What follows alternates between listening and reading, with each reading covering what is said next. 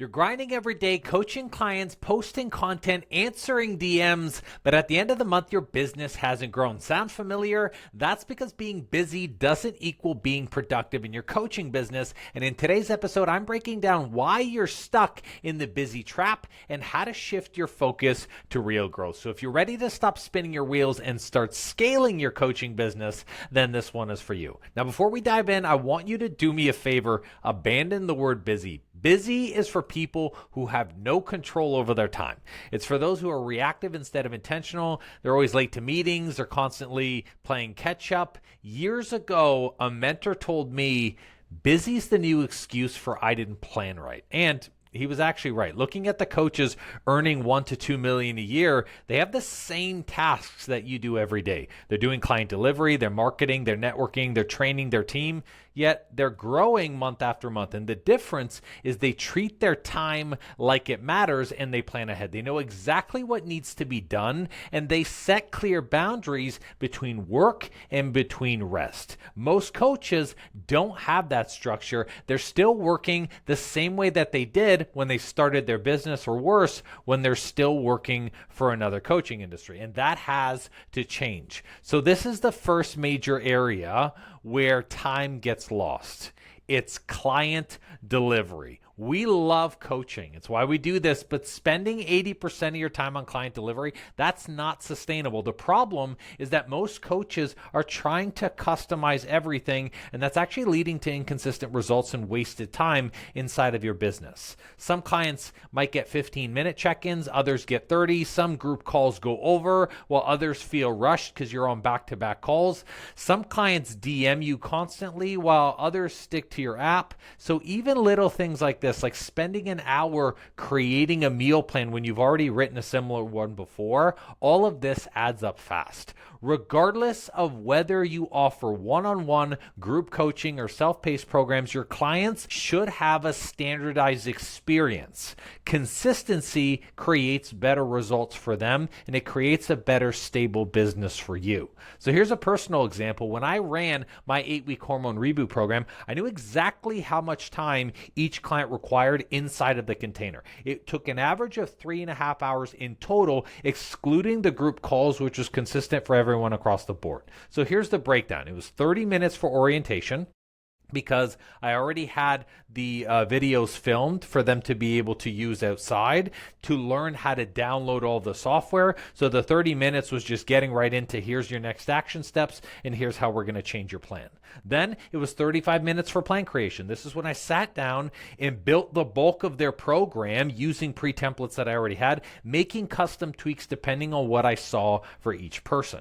I had 10 minutes for account setup. This was simple. It was all the billing, the process, the contract, the agreement, the paperwork, all the check-in forms, and all the nurture sequences that they had to be a part of, because a lot of this stuff was pre-templated. And then I had 20-minute bi-weekly check-ins. This is where, outside of the group coaching calls, we had a hard cap at 20 minutes to make sure that they were super potent. The rest of that 3.5 hours was just for adjustments in messaging, and actually messaging was an add-on service that they had to pay another $250 for. So by knowing these numbers, I could optimize my time, I could delegate tasks, and it's what allowed me to scale my program to 200 clients. Every 8-week program served 200 to 250 people every single time I ran it.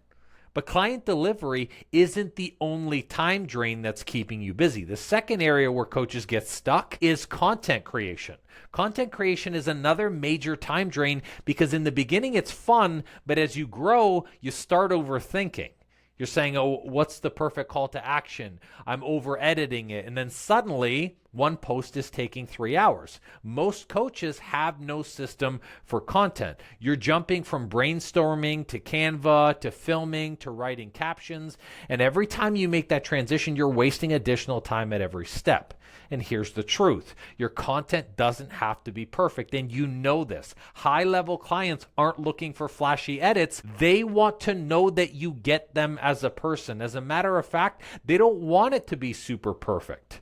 To make content content creation easier, you should be following this system. Start with long form content, and this is going to be something like a podcast script or a YouTube episode like this one, and you're going to record it. You're going to record the audio and video at the same time, and then you're going to use a software like Riverside or CapCut so that way you can repurpose it. Repurposing is turning that same long form video into a reel, a story, an email, a blog post. Any 10 to 15 minute video can develop at least 3 to 5 pieces of content, and then you can also create captions on it as well.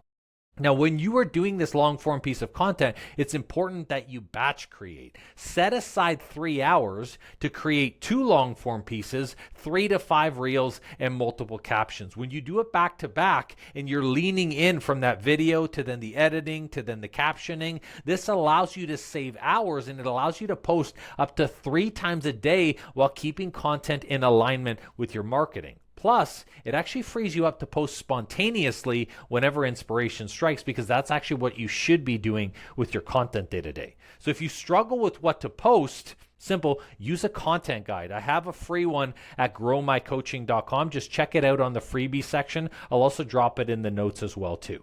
All right, so we've covered client delivery and we've covered content creation, but there's one more trap that keeps coaches busy but not growing. It's wasting time on the wrong tasks. Prioritizing non-income generating tasks is the bane of my little existence as a coach. If you're spending more time tweaking your website and your landing pages than you are selling your program, you're focusing on the wrong things. So many coaches are out there doing the busy work because they're afraid of doing the stuff that maybe makes them a little bit nervous, which is marketing, promotion, and sales. So here's how I prioritize tasks. I do marketing, promotion, and nurturing first, because these lead to potential sales opportunities. Then I do selling, because no selling equals no sales, which equals no business. If we don't have anyone that's converting from those leads, then there's no point. Then I do client delivery, because showing up for your clients every day is important. And then I do systems and admin work if I need to. And a lot of the times, if I'm doing admin work over and over again, or there's something that's been very repetitive, I try to look to either automate it or delegate it to one of my admins as much as possible.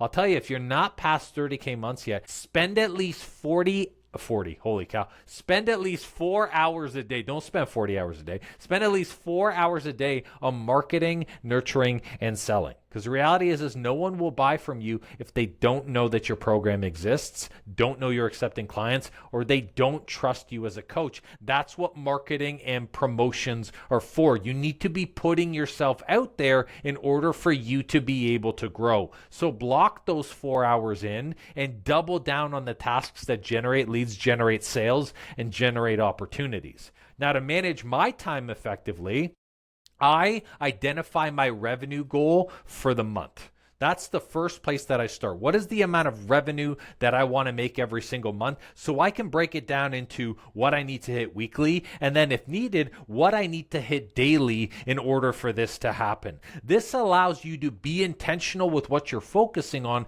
to make sure that your business is growing month over month. Now, once I identify my revenue goal for the month, I'm going to focus 50% of my daily time on activities that will get me there.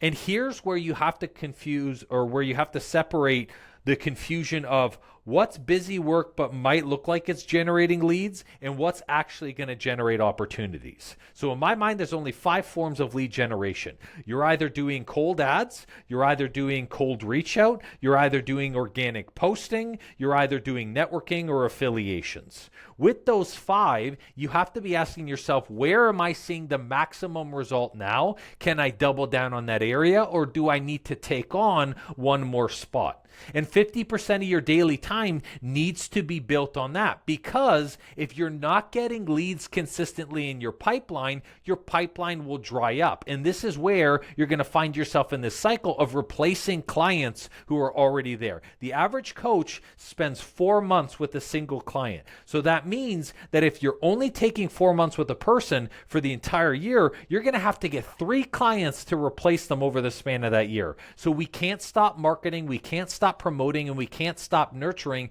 because that's going to be the real work that's going to continue to scale and grow our business.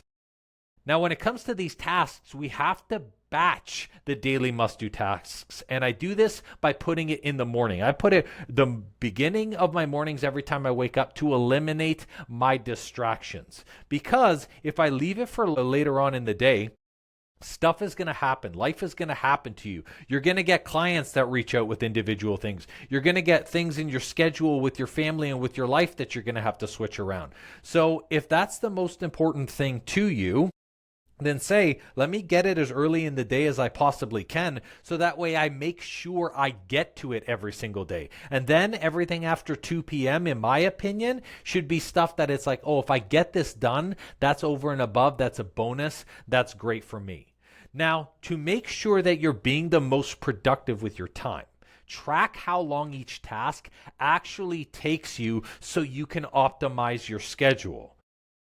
If I'm looking and I'm going through my calendar and I'm seeing that it's taking me 5.5 hours to do 2 posts of social media every single day, I should really be looking at that and say, how can I cut it to 2? How can I cut it to 1? How can I cut it to 45 minutes? Because the key to scaling bigger is about doing the basics better, faster. That's all it is. The same basics that are at 15K to 20K a month are the same basics that take you to 50K, are the same basics that take you to 100K. All it is you're improving the amount of time it takes, you're improving the quality you put out, and you're doing more of the non-negotiables. So if there's an area in which you feel like it's taking too long, or an area that's taking a significant amount of your time, we have to track how much time it takes. And this could be something like a timer, an app, or on your phone. And every time you switch from task to task, you need to be writing down when you do that. If you do that for a week, I promise you're going to see what's truly taking up your time inside of your schedule. Now, when you're looking at the calendar, I'm sure you're saying, well, it's easy for you to say to put this in the morning, but my calendar is already blocked.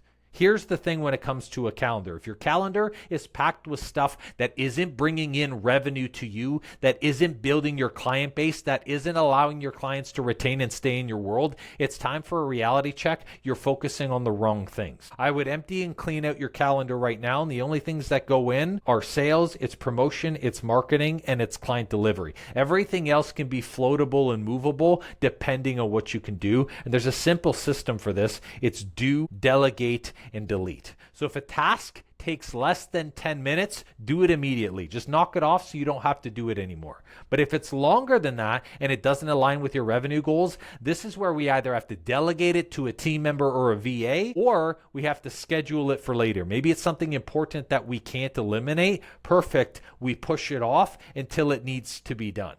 Now, if you're looking at that task and it doesn't serve your business growth, it doesn't serve the objective of what you were trying to do each month, delete it, get rid of it. And don't be afraid to delete something that you spent time and that you spent money on. Because the reality is sometimes we take on tasks, we have things inside of our schedule that we've invested time in, and then halfway through, we're like, oh crap, this isn't it.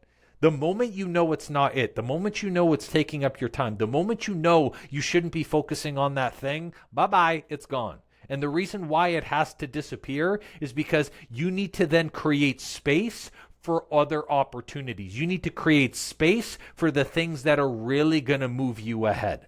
So if you've been caught in this cycle of working hard but not growing in your coaching business, it's time to shift from busy to intentional. You need to be intentional about your time. You need to be intentional with what you're focusing on. And the intent should be for you to be able to hit the goals.